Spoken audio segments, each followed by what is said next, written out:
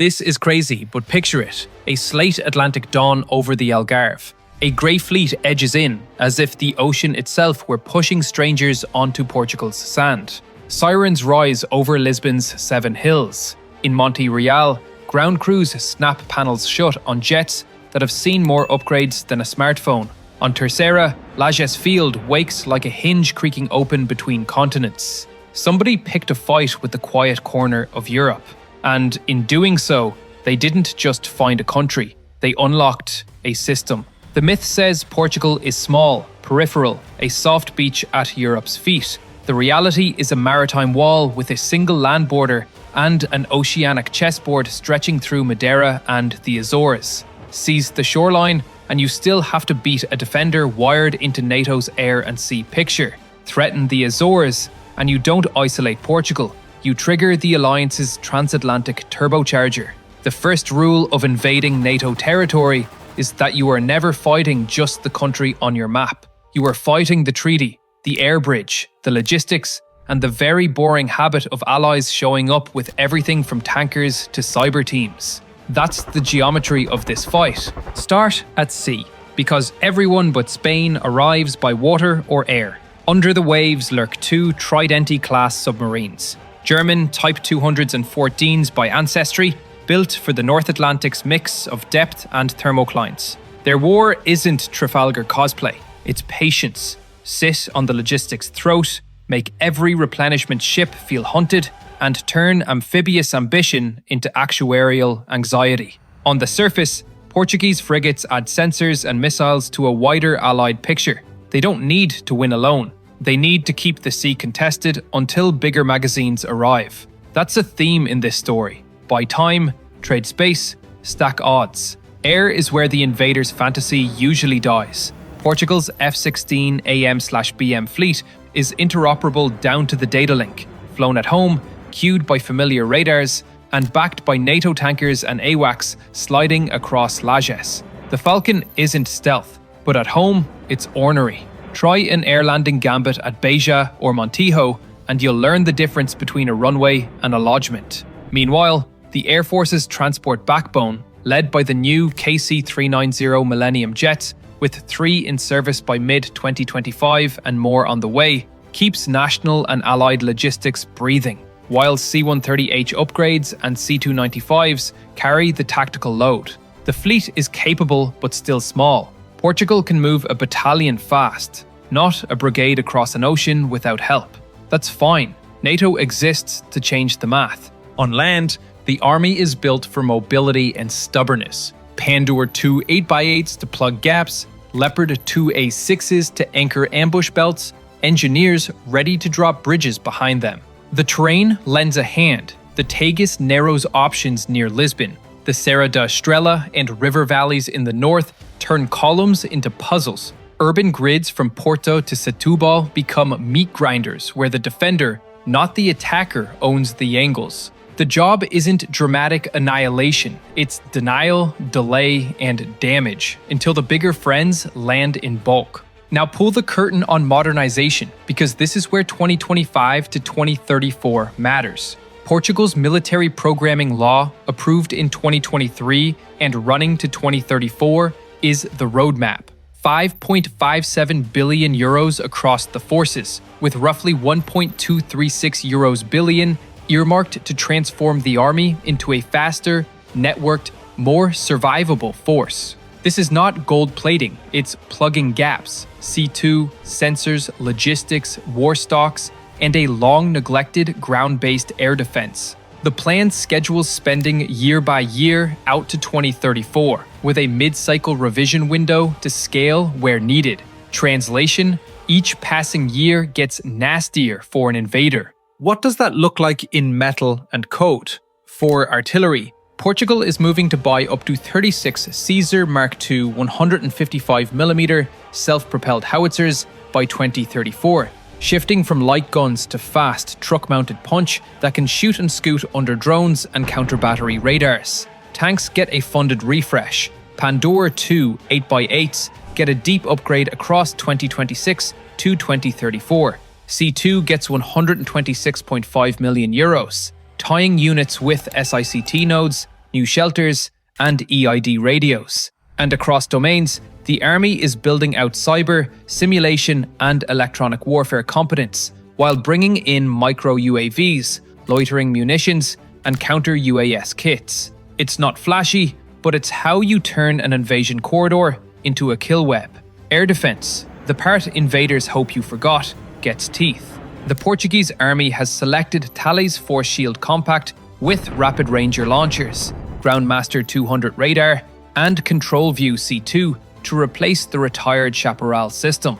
That gives mobile VSHORAD teams a modern sensor-to-shooter chain and plugs Stinger teams into a 21st century network. On top of this, Lisbon joined the European Sky Shield initiative in early 2025, aiming to buy a medium-range system through a multinational architecture. Officials now talk openly about investing in low and medium altitude coverage as part of the 2% GDP push this year. If you're an invader counting on glide bombs and drones to neuter garrisons, every month of deliveries makes your life worse. Humor break. Planning a low-altitude drone swarm over Portugal in 2028 will feel like trying to run through a cork forest in flip-flops. Technically possible, medically unwise. Money and the new NATO math. Portugal says it will hit 2% of GDP in defence outlays in 2025, years ahead of earlier timelines, and is now aligning with the alliance's new political signal to reach 5% of GDP by 2035, 3.5% for core defence, and 1.5% for dual-use security investments. Lisbon has even asked Brussels for escape clause fiscal leeway to accelerate spending without tripping EU deficit rules. That's not a blank check. It's a commitment to move big hardware, cyber, and air defense programs forward while recruiting to fill the ranks. The fiscal challenge is serious, but the direction of travel is unmistakable, and every euro that hits air defense, C2, and logistics narrows an invader's options. Now, the hard truth. Structural limits don't vanish because you funded them. Portugal has no independent strategic deterrent. Like most allies, it lives under NATO's nuclear umbrella. Its heavy armour is modest in absolute numbers. And while KC-390s are excellent, the strategic airlift fleet is small and will be for years. War stocks are growing but remain a work in progress after decades of underspending. None of this is fatal to the defence of the homeland, because that defence is designed to be multinational from the first hour. But it does cap Portugal's ability to run sustained independent operations far from home. In other words, Portugal can bloody an invasion alone. It wins by holding the door for the alliance. Back to the amphibious fantasy. An assault on the Lisbon-Setúbal-Sines axis means facing a coastline surveilled by maritime patrols and coastal radars, a capital with layered defences, and Europe's Atlantic energy gateway at Sines, a national jugular that draws NATO's immediate attention. In the opening hours, Lisbon's goal is to preserve runways and ports, keep a submarine at large, disperse armour and air defence, and flood the network with targeting from Ravens, other small UAVs, and mobile ISTAR cells. By day 2, a Vucharate bubble starts appearing around key nodes. By day 3, Allied AOW and C is painting the approaches, and Lajes is buzzing like a beehive. The invader may win a dash. It won't hold the lodgement without hemorrhaging ships and aircraft. Hybrid threats won't save the attacker. Cyber punches at ports, rail hubs, or command networks run into a national lattice of CNCS authorities. CRT.PT, a dedicated cyber defense operations command under the Armed Forces General Staff, and a policy push to harden critical infrastructure under the EU's NIS2 regime. Are there gaps? Yes. CNCS's own assessments show training and staffing shortfalls in parts of the digital infrastructure sector.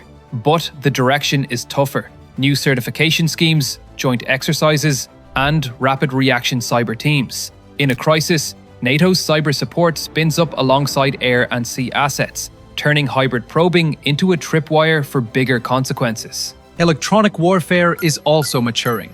The Army's plan explicitly calls out EW development, simulation, and unmanned systems, and the air defense refresh binds sensors to shooters through modern C2. This matters when drones and loitering munitions are the first wave. If you're counting on cheap UAVs to blind Portuguese units and open beaches, understand that every new RAP, iDranger, every Groundmaster radar, every tablet running iCommand pushes your attrition higher and your surprise lower.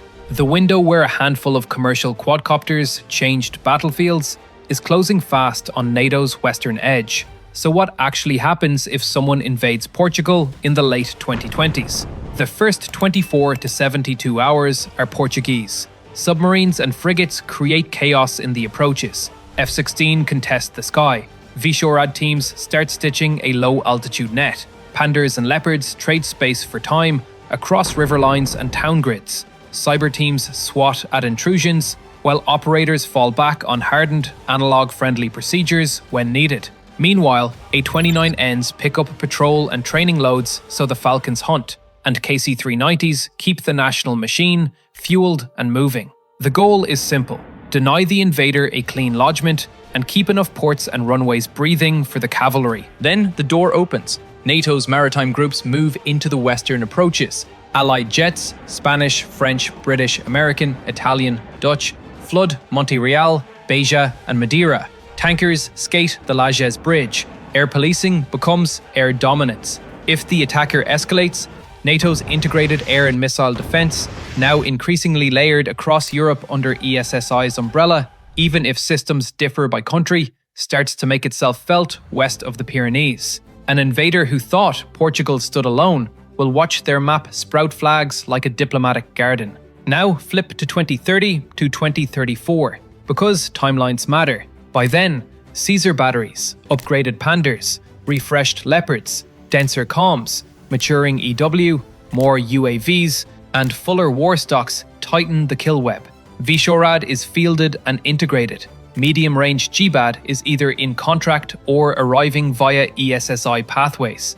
And manpower is closer to the authorized ceiling if recruitment and retention keep pace with pay. The A-29N fleet is bedded in, the KC-390 line is deeper, and the Army's logistics trucks and bridging kits make counter-mobility nastier. Invasion doesn't become impossible, nothing does, but it becomes a very fast way to break your fleet, your air force, and your political career. A sober word on deterrence, because this is where narratives meet physics. Portugal has no nuclear weapons of its own, and no illusions about going it alone. The guarantee that makes all of this credible is NATO's nuclear umbrella, primarily American, supported by British and French forces, backstopping conventional superiority. European debates about the future of nuclear deterrence will continue, but for Lisbon, the calculus is straightforward. Win the opening conventional fight, and let the alliance's depth, industry, and ultimate deterrence do the rest. Anyone rolling dice on alliance cohesion should study the last year's summits and spending pledges. The boredom of collective defense is an invader's worst enemy. If you're the attacker, where do you look for hope?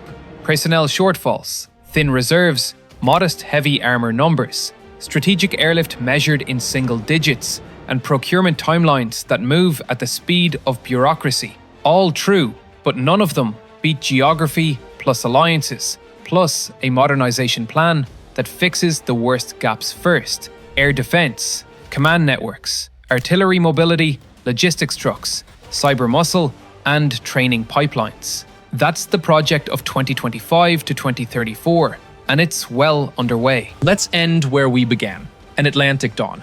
The fleet still creeps towards shore. Only now the shoreline is listening, the rivers are waiting, and the sky is getting crowded with friends. The first volleys will be Portuguese, the next waves multinational, and the outcome familiar. Portugal bleeds the invader, buys the hours, and the alliance lands with both feet. Final joke before you go wargaming Nazaré for an amphibious landing. Those waves are measured in stories, not meters. If your plan depends on calm surf and a sleepy enemy, the ocean and the Portuguese will fight for who gets to disappoint you first.